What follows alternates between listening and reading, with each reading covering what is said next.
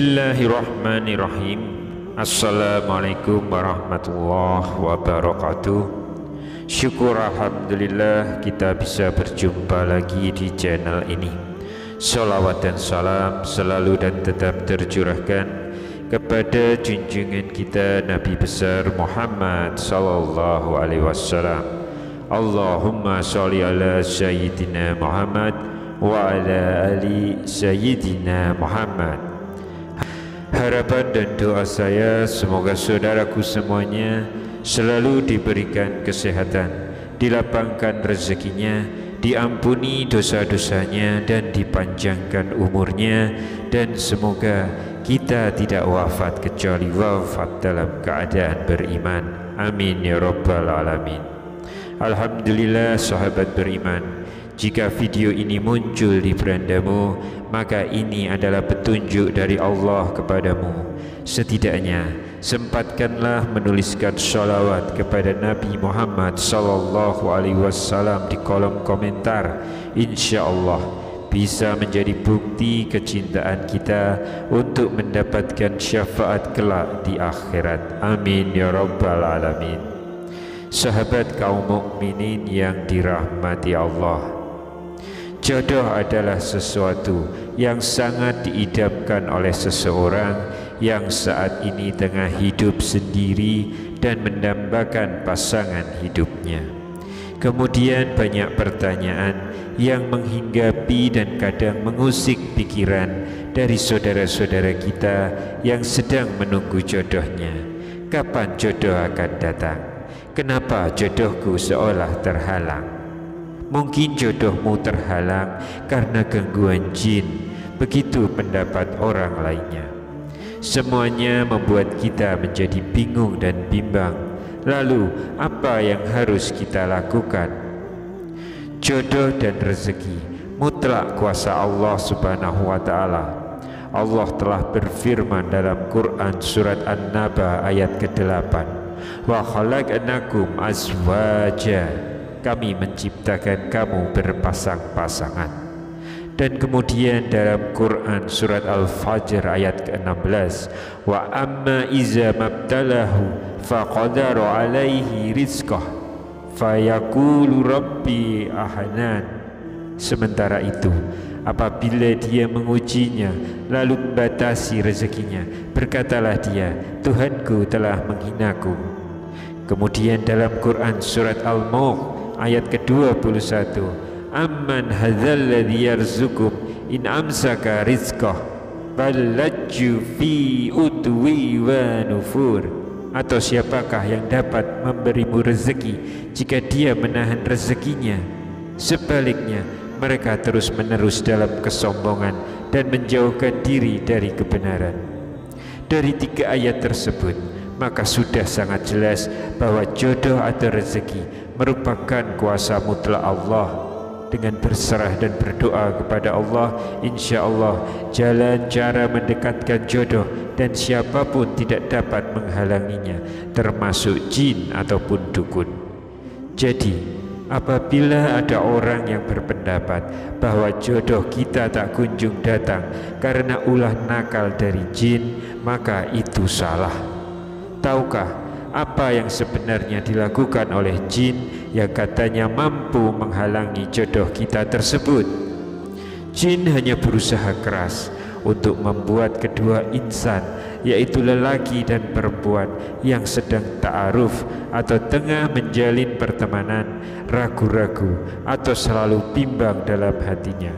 Oleh karena itu, kita harus tahu lebih dulu hal-hal apa saja yang menjadi faktor penghalang datangnya jodoh kita. Lalu apakah penyebab terhalangnya jodoh kita? Silakan tonton video ini hingga selesai sehingga semua informasi yang kami sampaikan bisa diterima secara lengkap dan dapat dicerna di dalam memori pikiran dan hati kalian semua supaya tidak menjadi gagal paham. Terima kasih. Sahabat beriman yang dirahmati Allah, berikut ini adalah beberapa faktor yang menghambat sulitnya jodoh datang kepada kita. Yang pertama, ketidaksiapan hati. Ketika kita sedang merasakan jatuh cinta misalnya, maka itulah perasaan yang sebenarnya yang wajar kita rasakan sebagai manusia, asal jangan sampai cintanya berlebihan sehingga memancing nafsu. Perlu diingat bahwa hati sangat dekat dengan nafsu. Dua hati yang kita miliki, yaitu hati sanubari dan hati nurani. Ketika sanubari menjadi dominan, rasa cinta yang diliputi nafsu akan menjajah kita sehingga timbul tindakan yang tercela. Namun ketika hati nurani yang dominan, di mana hati nurani cenderung ke arah iman, kita tidak akan terlarut dalam perasaan. Menyiapkan hati nurani sungguh penting untuk membentengi diri kita.